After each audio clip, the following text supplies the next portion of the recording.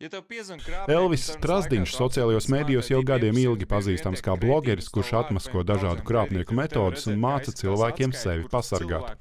Taču pēc publikācijas, kur viņš sazinājās ar iespējamo Latvijas valsts mežu kiberuzbrukuma veicēju, blogeris pats nonācis policijas redzeslokā. Vakar viņa dzīvesvietā ieradās policija, veica kratīšanu, izņēma saziņas ierīci un nogādāja blogeri policijas iecirknī paskaidrojumu sniegšanai. Sīkāk par lietas apstākļiem viņš stāstīt nedrīkstot. Viss, ko es varu stāstīt, ir, ka pie manis ieradās policija un pret mani tika uzsākts krimināla process. Valsts policija, neminot personas vārdu, skaidro, krimināla process esot sākts par uzbrukumu Latvijas valsts mežiem, taču izmeklēšanas gaitā policija manījusi blogera aktivitātes, kurš, uzdodoties par Latvijas valsts mežu pārstāvi, veicis pārunas ar iespējamiem noziedzniekiem. Valsts policija uzsver, tā neizmeklē blogera iepriekš publiskoto informāciju saistībā ar kiberuzbrukumu, bet gan viņa veikto patvarību, uzdodoties par valsts kapitāla sabiedrības pārstāvi. Mēs konstatējam, ka ar izmeklēšanu un šī kibernoziegumā nesaistīta persona ne no CERTA, ne no Latvijas valsts mežiem patvaļīgi, bez pilnvarojuma un bez nekāda akcepta ir uzsākusi pārunas ar iespējamo kibernoziedznieku par izpirkuma maksas samaksu un par šo datu atšifrēšanu.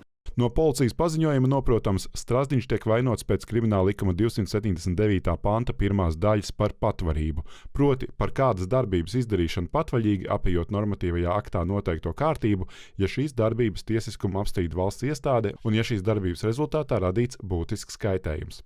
Šeit gan jāpiezīmē, Latvijas valsts meži nav vērsušies policijā ar prasību pret Strazdiņu, turklāt arī kaitējums nav nodarīts, norāda advokāts Lauris Klagišs. Šāda veida noziegumam būtu jābūt, pieņemsim, patvarībai, ja? Būtu jābūt mantiskajam kaitējumam, kaut kam, kas ir valstī nodarīts, izkrāptai naudai. Es neesmu dzirdējis informāciju, ka Strazdiņa kungs būtu tā kā savā kontā saņēmis vai mēģinājis saņemt kaut kādu naudu. Līdz ar to šeit pamat jautājums, kāds ir kaitējums nodarīts pašlaik? Manuprāt, tieši sabiedrības informēšana un šīs informēšanas tagad ierobežošana, tas ir kaitējums sabiedrībai. Vienlaikus policija apgalvo, pret Elvis Strazdiņu nav sākts krimināla process. Viņam tikai piemērots status persona, pret kuru sākts krimināla process. Šis skaidrojums gan ir juridiski mulsinošs. Valsts policija neuzsāka jaunu kriminālu procesu. Jau esošajā krimināla procesā tika izdalīts vēl viens krimināla likuma pants par patvarību, un saistībā ar šo viena persona tika piemērots status persona, pret kuru uzsākts krimināla process. Tas nenozīmē, ka pret viņu uzsākts jauns krimināla process. Tas ir šī statusa nosaukums, kas varbūt kaut kādā brīdī arī maldināja kādu. Blogeris izvirzītajiem pārmetumiem nepiekrīt un gatavs savu taisnību aizstāvēt tiesā. Es absolūti nepiekrītu, ka es jebko būtu pārkāpis. Es darbojos tikai labu motīvu vadīts un tikai, lai informētu cilvēkus, un es nodarbojos ar žurnālistiku.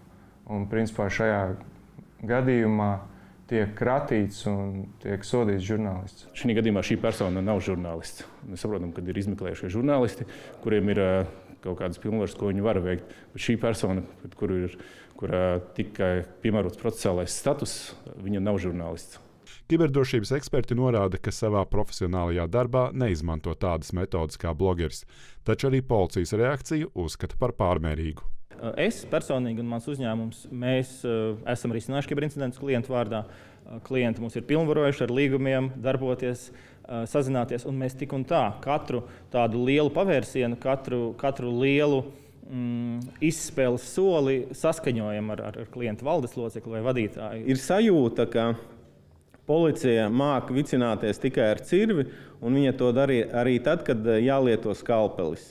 Neskatoties uz piedzīvoto, Elvis Strazdiņš sola turpināt atmaskot virtuālos noziedzniekus un izsaka pateicību saviem atbalstītājiem. Ģirds Zvirbulis, Ivans Milovs, Latvijas televīzija.